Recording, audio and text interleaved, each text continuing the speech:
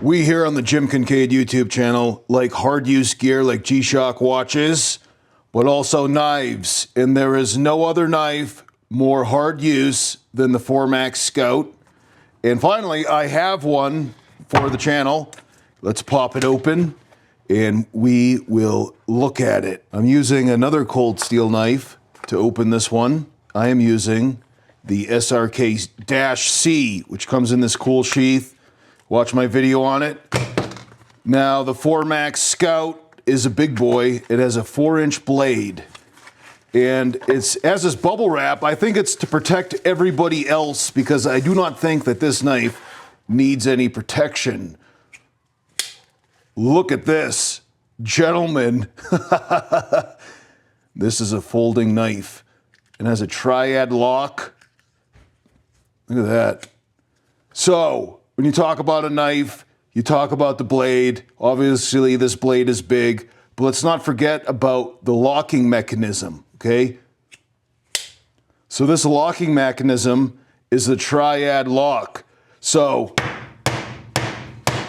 very tough, very durable. I think I just dented the cutting board, but this lock did not let loose the blade. It did not close on my finger. That is not something that I would do with button locks, let's just say. Now, we have some items here to tough test this blade, and the heck is this? Gorilla. Gorilla, okay. All right, interesting. Okay, well, we're not going to use the Gorilla. We're going to use this Apple. So, let's open the knife. You can use a thumb stud, but it's not assisted. It's, you know, use the thumb stud, you got to flick it, or you got to use your thumb the whole way around, all right? I do have other assisted knives. I do have some other automatic knives. This is neither automatic nor assisted. It's just big and sharp, all right? Apple, effortless. I think that you can just use the weight of the knife to cut the apple. Look at that. It did more than cut the apple. I feel like it like chopped the apple. Wow. All right. Who wants an apple slice? Ryan? Phil? All right. Phil wants one too. There you go. All right. How about we have some cordage here, and you can see it's been fried. What is this, like 14 gauge? You get 3 strands of 14 gauge in there. Chopped it. Chopped it. Now there's apple juice on it. Well, I cut it. Let me chop it for real. There you go. Cold steel Formax Scout. I forgot to mention, this is the Scout, all right? So there's 2 different versions of the Formax. You have this particular one, which is surprisingly affordable. Like, how much did I pay for this? I can't even remember, but it was like around $100. I think it was less than $100. And so the type of steel is AS10A, made in Taiwan, okay? And Formax Scout, okay? So the Formax has a higher grade of steel, and I believe it is made in America, and this is designed by Andrew Demko, okay? So there's some other similar knives in the cold steel lineup designed by Andrew Demko. And one of his trademarks, you know, on the knives that he designs is that there's like a pommel shape, right? And so when you get your hand on here, you have like a cutout that you get a really good grip. I mean, look at this. You have some shape here. I believe this is called a choil that prevents your fingers from riding up, right? And then you have a pommel. Now, the pommel, this isn't just for decoration, all right? I have to point this out because, you know, I review G-Shock watches primarily here on the Jim Kincaid YouTube channel. And there's a lot of features of G-Shock watches that some people think are just, you know, wacky designs, like these bumps. Right? These crenellated bumps actually protect the bezel. So your G-Shock watch is protected by the bezel. And like the overall flying saucer shape, Brian, show them your watch. Bring it over here. Like it has a flying saucer shape, right?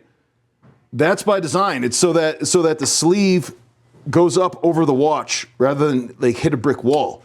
And so those are design features of the watch that look weird, but they're functional. And the reason I mention that is that this design here is functional. Okay, this pommel allows you to hold the knife in such a way that you get a little bit of extra grippage, like if you wanted to chop, right? You have some extra leverage. And if you wanted to extend the knife out, you have more to hold on to, like on a Viking sword that has that ball pommel on the end, all right? And I already explained how this I think it's a choil, allows you that your fingers don't move up on the knife. Now you can still move your finger up further for more delicate maneuvers with the knife, right? If you're going to use this type of grip for intricate work, like let's just say, my son, he doesn't like apple seeds, so let me just scoop out all this seedage in here because his tummy hurts if he doesn't, if he eats any sort of roughage. Okay, you can get some fine, detailed cuts.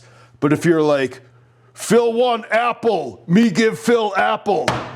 All right, so here's a knife that's kind of a little bit more like knife designs that, this is a SOG Twitch III, which is a pretty cool knife, all right? Assisted opening and everything.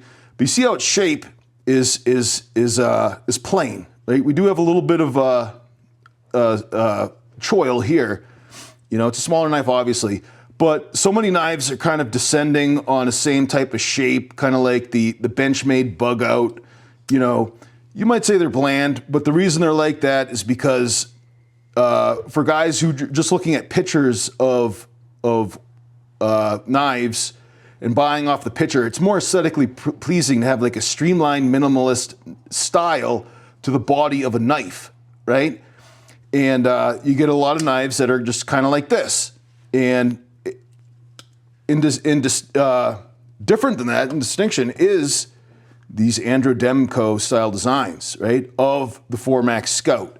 So this whole handle and everything, may not be as aesthetically pleasing to you as you might like, because its shape's is not streamlined, but this is all functional. Oh, and look at this pocket clip. This is like the beefiest pocket clip. There's like no space here. Let me see if I can fit even papers in here. I got some papers here. This is a G-Shock manual that I printed out. And it's like, I'm having trouble even getting that in there. So this has a really tight grip. Stay tuned for upcoming videos. We'll see how well it fits in the pocket, how well this pocket clip does. I mean, will it weigh down my pocket a lot? The 4MAX Scout, I'm not going to sit here and tell you it's a light knife. I mean, here's a light knife. But I will say that it's not as heavy as you'd think, right? And it's not as expensive as you'd think either. I will leave a link below where you can purchase this from Blade HQ. All right, I'm a Blade HQ affiliate, and you will be surprised at how inexpensive the 4MAX Scout is. Look at all this knife. I probably should have checked how much it cost before I started recording this video. I want to say it was less than $100. I want to say that I think I paid, I don't know, $75 or $80 or something. I may have got it on a Black Friday deal, which has since expired, but it's still a very affordable knife. And look at this grip here. This textured grip is really nice. You get a really good grip on this knife. And I'm going to try everyday carrying this. All right, I'm going to wear this in my pocket. I'm going to see how it holds up. I'm going to test out this pocket clip. And as you see, I'm already like cutting this extension cord. I'm chopping it, all right? And do you guys see any dents on that blade? You see a lot of apple juice, but that blade has held up really well. All right, Phil, can you hand me a blue rag? Got a blue rag right here. All right, clean up that apple juice. And look at the edge there.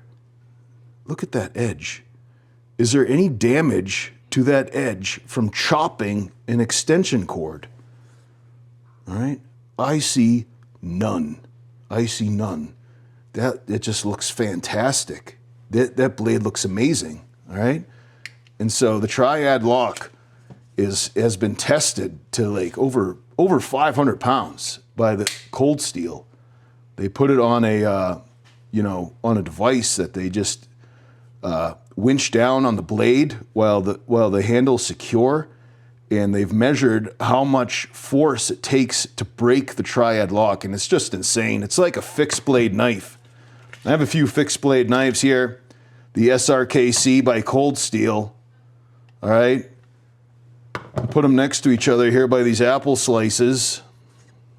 You can see that this is like in the ballpark size and shape of a fixed blade. I have another fixed blade. This is the Fieldcraft by Brothers of Bushcraft. Tops knife made in the USA. All right.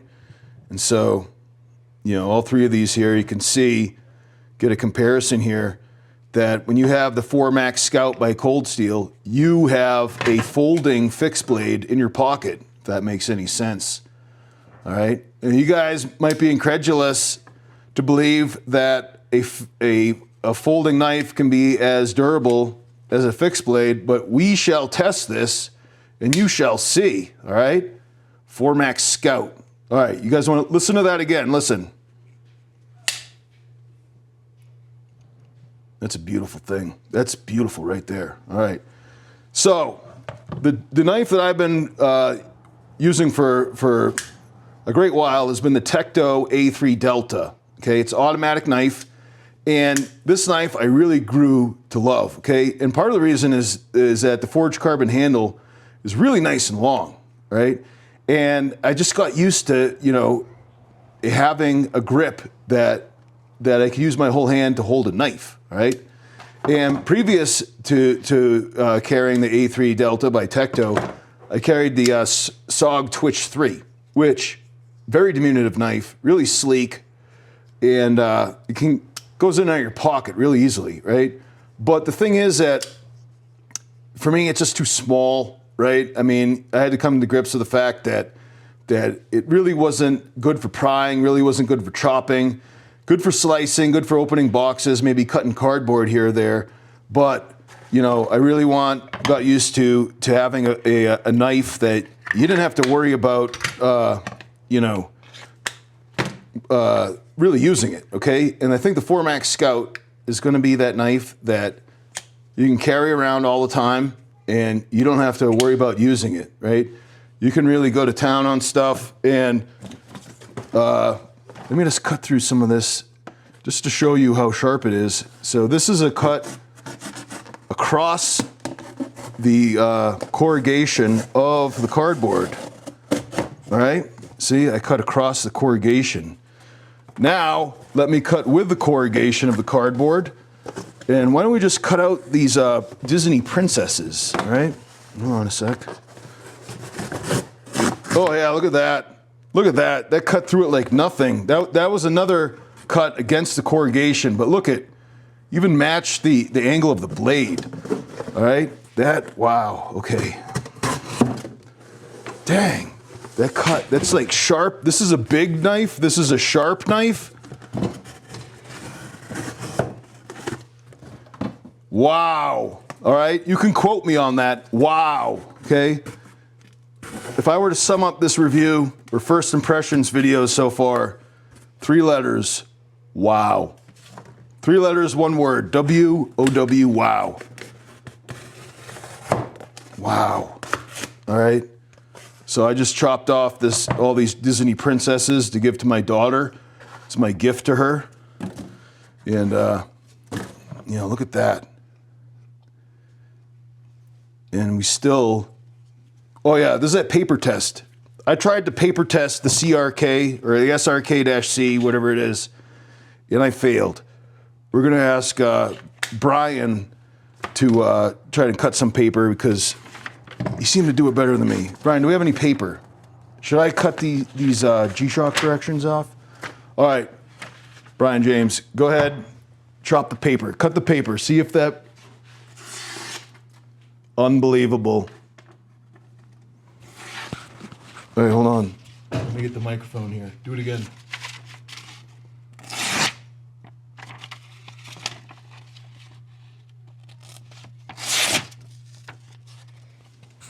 Cuts it easier than this one. Okay, I don't know if you guys heard Brian say that. The Formax Scout cut the paper easier than the SRK-C. All right, I had difficulty cutting paper with the SRK-C. Let me see how much difficulty I have with the Formax Scout. And I guess to cut paper, you just like hold the blade next to it and start cutting, right? Oh yeah. Oh yeah. All right, try again. Oh yeah. Wow. Okay. In this, remember, that's after cutting cordage, right? All right, I didn't get some good enough leverage. I damaged the cordage, but let me do it again. There we go. Look at that. Look at that, all right? Now let me cut paper again. Let me see. I'm just cutting G-Shock directions that I printed out. Dadgum, all right? Formax Scout, like I said, link below if you're interested. You will be surprised at how affordable the ProMax Scout is. And there's holes here. I don't know if these are for fashion or it's for helping to lock the blade, like as a secondary measure to make sure the blade doesn't close on your hand.